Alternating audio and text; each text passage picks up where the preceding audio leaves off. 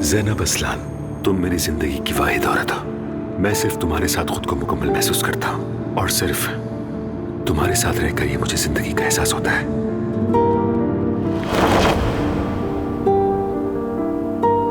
क्या तुम मुझसे शादी करोगी? ऑब्वियसली करूंगी।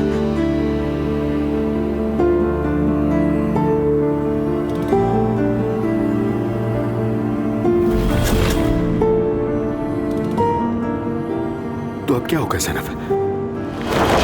मैंने ये मैटर बोर्ड मेंबर से डिस्कस किया। बोर्ड मेंबर से डिस्कस किया? ज़ैनब, तुमने मुझे बताए बगैर बोर्ड मेंबर से बात कर ली। आखिर ऐसा कैसे कर सकती हो तुम?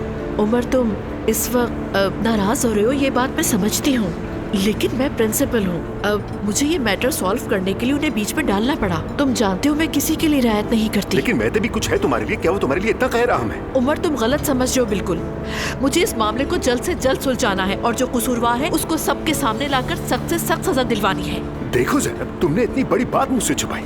ये मेरे बेटे का मामला है। उमर, मैंने तुमसे कुछ नहीं छुपाया है। मैंने सिर्फ हकीकत समझने और वाज़ेह होने के लिए थोड़ा सा वक्त लिया, बस। तो फिर क्या वाज़ेह हुआ कि मेरा बेटा मुस्लिम है या फिर जनी मरीज है? वो क्या है वो आखिर? तुम्हें सबसे पहले मुझे बताना चाहिए था ज़ैनब।